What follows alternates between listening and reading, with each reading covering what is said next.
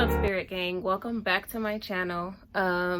If this is your first time tuning in, then I would say check out the last video that was posted before this, because I did get started reading a book. That book is The Ascending Goddess. Today we're moving on to the second part of the first chapter. So again, thank you, and let's get started. So this part is called A Drop of Dew. A small drop of invisible heavenly moisture falls upon the earth and takes on invisible form. It is able to mirror in itself both the earthly and the heavenly worlds. These two find their reflection in a single focus. And at the hour of dawn, a tiny sun shines in a droplet of dew, creating a certain illusion of microscopic formation with its sky, earth, and a celestial orb above it. This little droplet of heavenly moisture is the dewdrop fallen upon the earth, whose name is simply woman. She begins her journey, clothes herself in dense matter, and becomes its symbol. Born of mother matter, she herself is the expression of all aspects of motherhood. You will not find woman in other worlds in the same form and structure as manifested on the earth. Excuse me.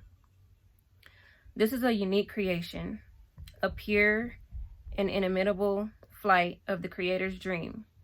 Begotten by the breath of the Spirit, the mother bears within herself the properties of sacred fire, endowing her daughters therewith.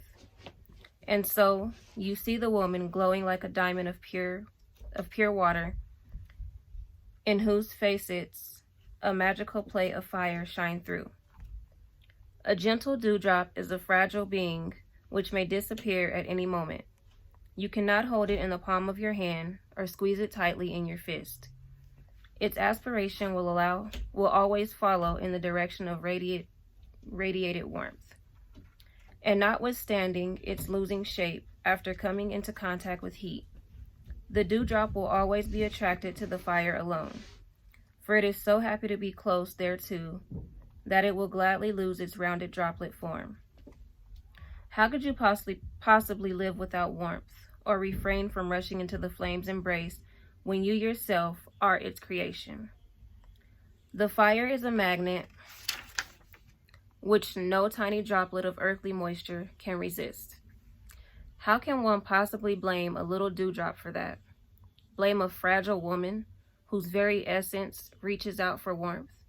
She cannot go against divine nature and turn away from the fire. After all, the fire symbolizes the spirit, manifests the form of ordinary man. Do you know how long the path is that woman must traverse before evoking a response in the heart of man? Billions of years may pass. After acquiring flesh and blood, the droplet of heavenly waters has a long wait before the sacred fire will permit her to clothe the spirit in dense attire that can reflect the supreme holiness. But the heavy armor pressing against the chest of man is forged too firmly. Such tightness means his brave heart cannot fully breathe in and reveal universal fires in all her beauty. How then is it possible to hear the silent call of a woman if man closes himself off so tightly? He may well have shut himself off from everything around him and become hardened to the point of choosing rudeness as a norm of behavior in the spheres woven by dense matter. Upon sensing his immense force, man started to crush his surroundings simply to demonstrate the power concealed within him. And each strike of his fist meant firstly that his own heart became more and more petrified. And stone giants grew, who still may be seen in their petrified state. And how is it possible to get through a heart where nothing but a dead lump is revealed to your gaze? Oh, how deplorably burdensome the path of woman is.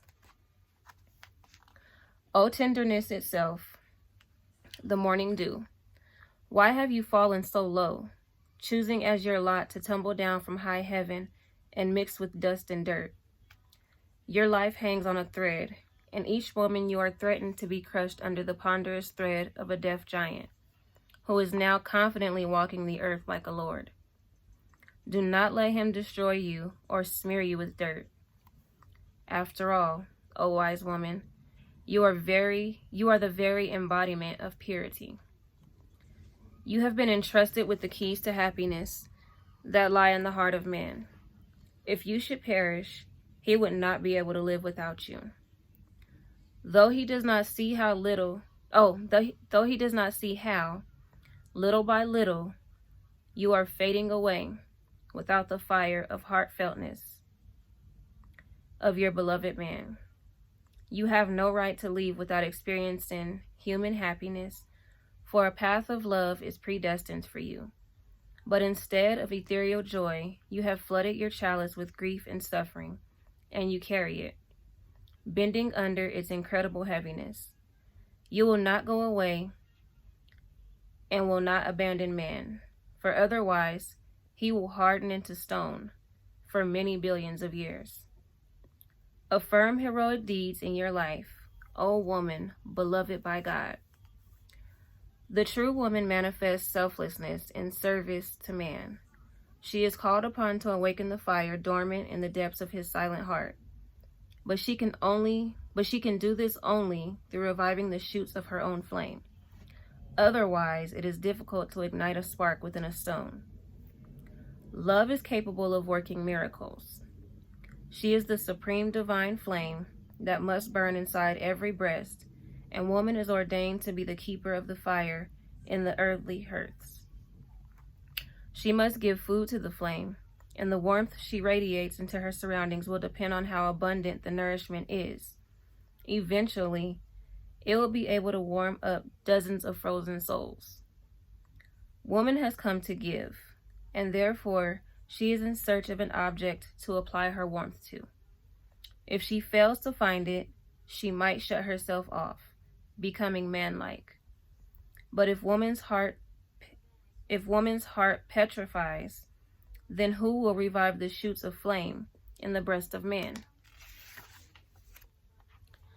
You must love, O woman.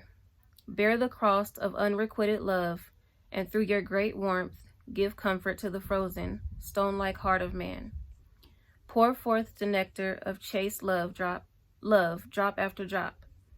For you already know the omnipotence of the waters that have endowed you with magical power. Stones yield to the wall of preserving droplet. Stones yield to the will of the preserving droplet, and woman will always achieve her own through her selfless work in the service to the heart of man. In the morning, a fresh drop of dew falls in place of one that vanished yesterday. And this is repeated day after day. You are immortal, O woman, as is man, but only in a form which has neither masculine nor feminine elements in the earthly sense. The Creator produced a single, whole being, but just so that it would not suffer self-contradictions, he divided it into two parts, embedding in each of them the spirit of mutual and magnetic aspiration. And he commanded these two halves to find each other and form again a single whole.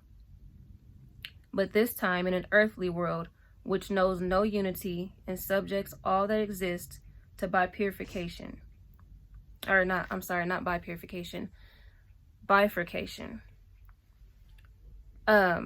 What did he need to do this for?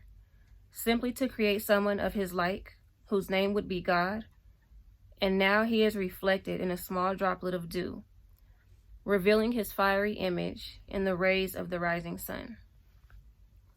Okay, so that's the end of that section. Again, like, comment, share, subscribe. And if you want to be notified on YouTube, turn on the bell notifications. Make sure it says all, because otherwise I don't think you'll get it like in a timely manner when I do post.